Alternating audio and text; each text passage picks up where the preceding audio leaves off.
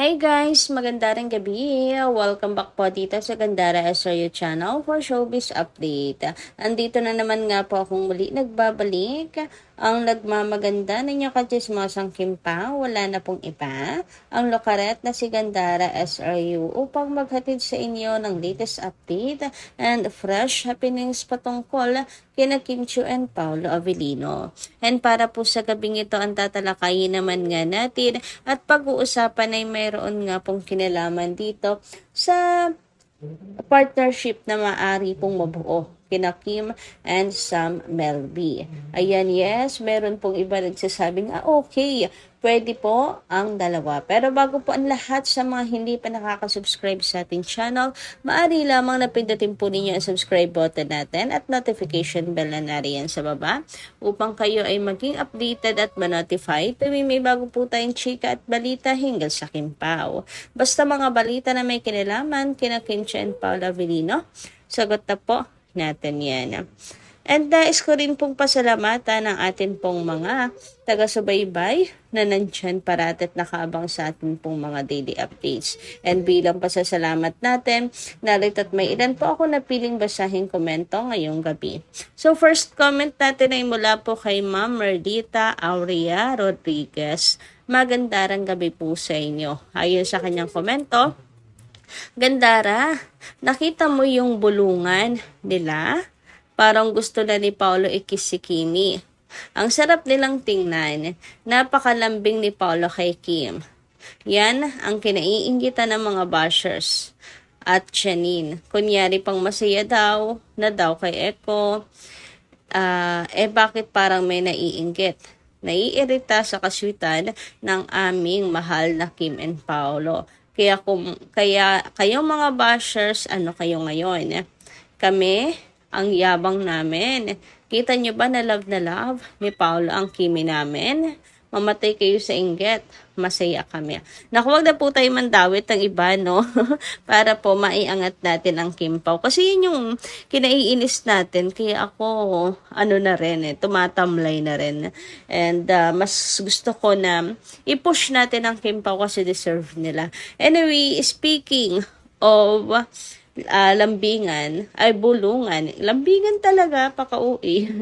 Bulungan nila Kim and Paolo, yes. Talagang may sarili silang mundo. Alam mo yun, kapag may ibang ini-interview, ganyan, si Paolo talaga, hindi po pakali. Lagi po siyang bubulong kay Kim, may sinasabi kay Kim, tapos, di kaya naman ay, sasandal-sandalan niya si Chinita Princess.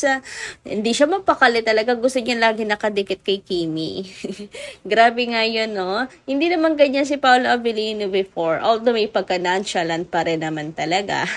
Pero, iba talaga kapag may ang daming pagbabago kay Paolo Avellino. Anyway, dumako naman po tayo ngayon sa komento ni Ma'am Annalyn Hiccup. Sabi niya rito, good evening Gandara, nakakakilig ang 100%. Kaya sana wag na tayong makulit. Talagang sila na. Hindi lang talaga sila showy. Kim Pao forever, excited ang The Alibay at excited sa mga eksenang naputol ng mga eksena. Kim Pao forever. Yes, doon po ako excited sa mapanood siya ng buo. Yung walang cut, yung buo talaga. Ang dami po kasi yung mga hindi isinama. Pero sabi dito, uncut version daw po ang ipapalabas. And meron na rin pong sa Kim Pao World Tour, para naman sa mga nag-aabang, meron na rin pong pet siya. Ha? Diba? Kakilig. Anyway, natutuwa naman po ako, Ma'am Annalyn Hiccup, na isa po kayo sa sa masaya sa 100% na sagot ni Paolo Avellino. Wala na pong question pa. Wag na nga daw pong makulit. Basta 100% ang Kim Pao. Samantala, ayon naman po sa komento ni MMJ Dump ha. Magandang gabi, Dump pa. Shout out po sa inyo. Kung totoo yan, baka kinasal sila palihim lang dahil sa career. hindi gawain ang ganyan kung hindi sila kasal. Sana hindi totoo. So, hindi naman po verify yung selfie kung totoo bang galing yun sa stalker, bahay ba talaga ni Paolo, van ba talaga ni Chinita Princess, etc. So, dami tuloy confused, dami tuloy nag-overthink tungkol po doon. Hindi pa man umaamin sila kay Ben Paulo, pero ang dami na po naglalabasan, di ba? So, pero wag po natin isatabi yung pang-stalk sa labas po ng tahanan, pipicturean, bivideohan, and hindi lang isang araw, talagang ilang araw ng pabalik-balik, paulit-ulit ang eksena, hindi na po maganda. Bukod sa creepy, bukod sa mukhang desperado, bawal po yun sa batas. 'Di ba? Grabe naman ngayong pang-i-stalk. Anong gagawin? Anong motibo? Nakakatakot siya kasi hindi mo alam yung motibo. Ito ba fangirling lang talaga? Gustong abangan talaga si Paula Avellino, desperado na? Or may ibang motibo sa pangmamanman na yan? 'Di ba kahit sino matatakot po talaga? Syempre sila po ay public figure, public figure, baliktad. Sila po ay artista. So, hindi dapat po ito isawalang bahala. Anyway, dumako naman tayo dito sa mga nakalap natin ngayong araw na ito at pag-usapan ng atin pong main topic. So, unahin natin ang tungkol po dito sa hair clip ni Chinita Princess. So, napansin niyo po ba yan? Ang ganda ng hair clip ni Kimi. Logo ng House of Little Bunny niya. O, diba? Ang cute. Meron nga akong nababasa na saan kinakakabili niyan. Ang cute kasi, ang ganda. Ang sarap bumili ng ganitong clip ni Chinita Princess. O baka pasadya niya, or baka may nagbigay lang din na fan, ganyan. Pero, ayun, sana mag-franchise. Sana ano po si Kim, labas ng produktong ganito, logo ng kanyang House of Little Bunny para sa mga fans. Kasi sobrang magiging happy talaga sila.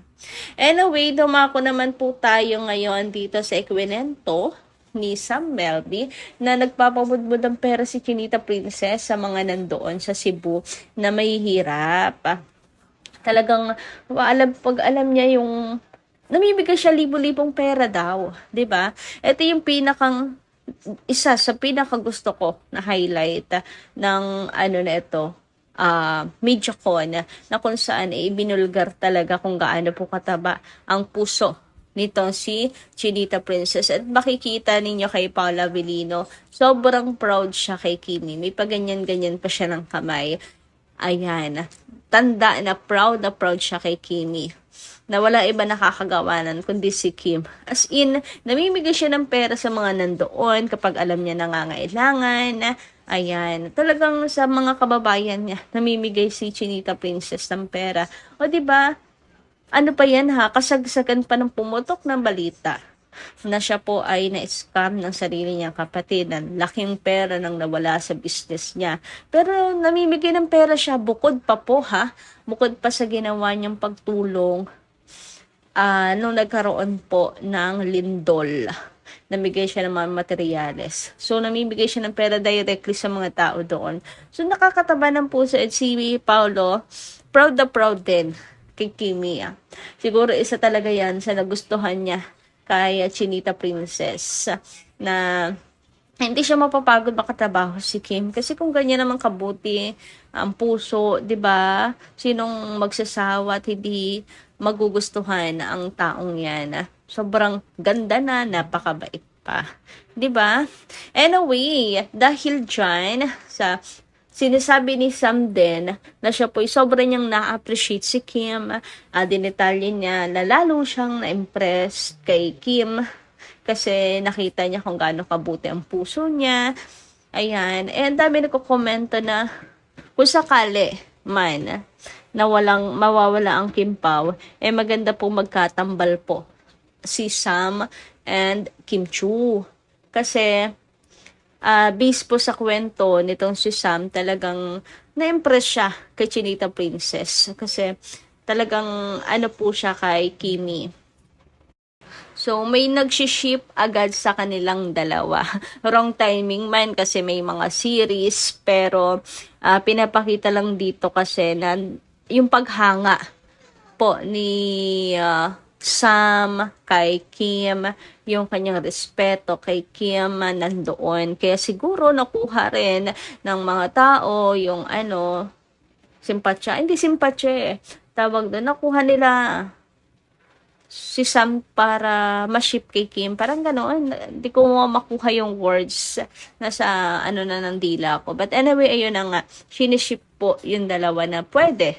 Pwede kung sakali silang dalawa at hindi sila magdadamot, hindi sila magwawala, ganyan. Mas happy sila at panatag yon kapag si Sam ang makakapartner kung sakali ni Chinita Princess. Kaya ba, anong inyong say patungkol po doon? Comment nga lang po kayo dyan sa baba. So, hanggang dito lang po muna yung ating update. Maraming salamat po sa inyong pakikinig. And kita kasi po tayo muli sa mga susunod natin chika. Maraming po salamat.